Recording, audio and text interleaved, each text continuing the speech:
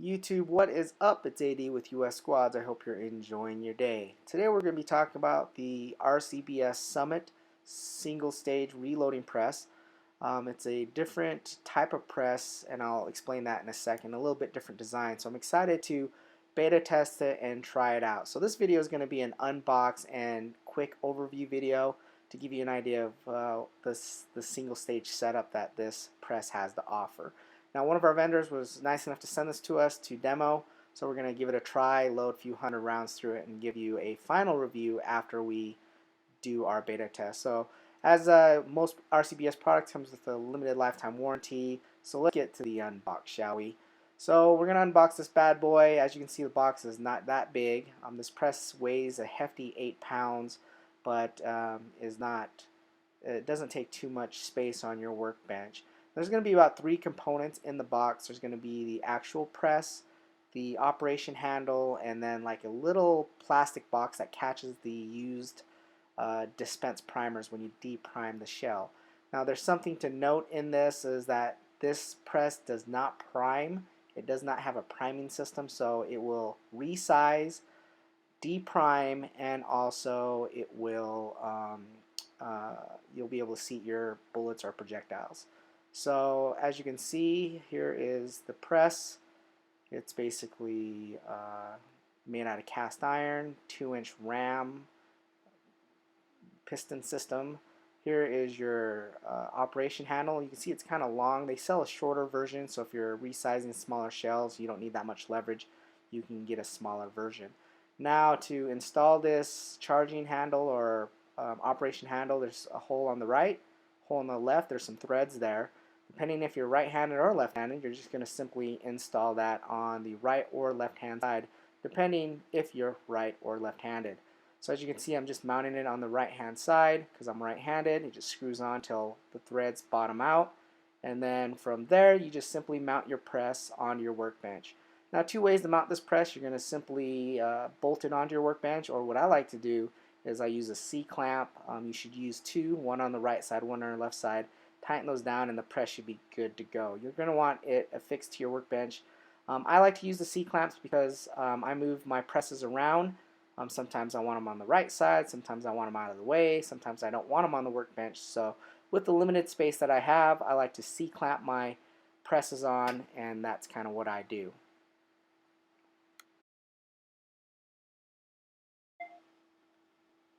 So this takes basically standard 7/8 by 14 dies. You can use a 1-inch die if you have an adapter, and they just get threaded in there right at the top. Right below is where the shell plate will slip into, and that's a standard shell plate that you've used with your other RCBS devices. And these 2 screws here are where you mount the little plastic little thingy where the dispense primers or the used primers will fall into. I didn't want to mount that plastic piece on there because I think it'll just break off, so I just use a garbage can right below the press. Right here's the long handle, and that will you can get a shorter version for that if you need to. So what we're going to do is I got my 338 Lapua brass out. We're going to show you how this is set up really quickly. Put my little shell plate in there. That's for the 338 Lapua Magnum. I got some Hornady dies. That's to deprime and resize. And we're just going to thread these dies onto the top of the press. Now, this is one feature I do not like about this, is that it doesn't have a quick system like the Hornady. I really like the quick detach system. So I'm going to have to sit there and I'm going to have to just spend a second to thread these dies on. And every time I switch out the function, I'm going to have to switch these dies out by unscrewing them all the way out and in. So that's kind of a pain in the ass because every time I do a function, I'm going to have to reset up the sizing die and the seating die, which is fine. It's just one of those things that I'm kind of used to the Hornady single stage setup where it's really easy to switch those out. Put on a little lube up this brass casing. This is once fired Hornady match brass. So it's been cleaned. I just need to resize and deprime it. Again, I have a garbage can that's right below on the workbench where this primer will fall into once I deprime it.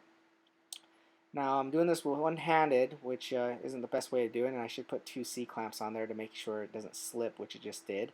But the leverage that I get, it was really easy to resize that big case.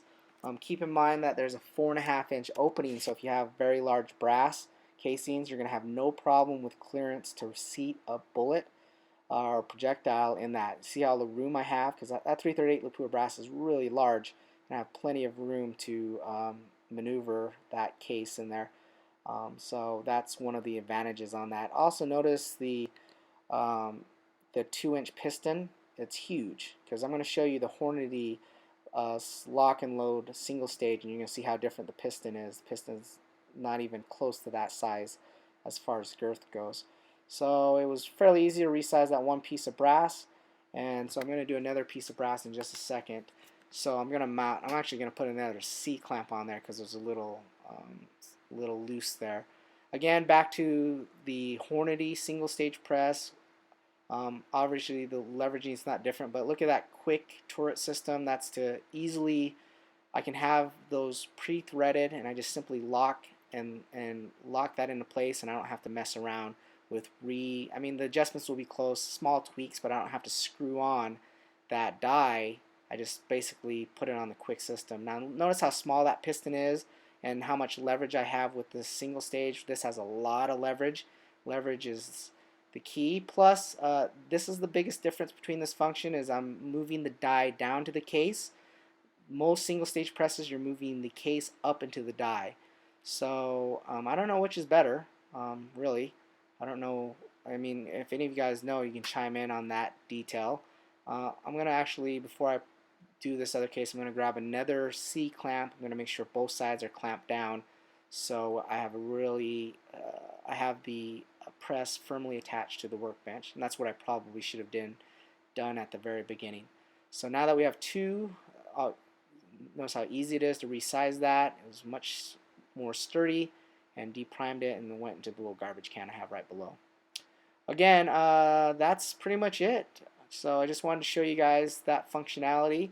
Again, see how I'm bringing the die down into the brass casing versus the opposite direction. Deprimed it fine, resized it fine. A lot of leverage, a lot of power. That's a big case there. So those who have larger cases, it's pretty sweet.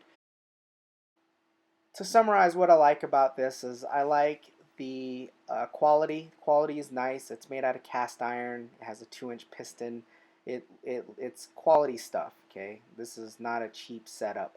Now I like the fact that there's a 4.5-inch opening. There's a lot of leverage, a lot of compound leverage, so it'll be easy to work some of the brass, especially your larger cases like 338 Lapua. You can work your brass and resize that with ease based on the leverage that you get. Case forming should be a good advantage for this tool. What I don't like about this press so far is the fact that it doesn't prime. So what that does is that makes it a little tougher for the new reloader. If you're new to reloading, this isn't really the press for you because you're going to be lacking some of the tools you need to prime the system. I think it's easier if you just have that priming system built in. Another thing I don't like about this press is I wish they would have developed some sort of quick die change-out system, kind of like the Hornady, instead of screwing the dies in and readjusting every single time you put them in. Kind of a pain in the ass.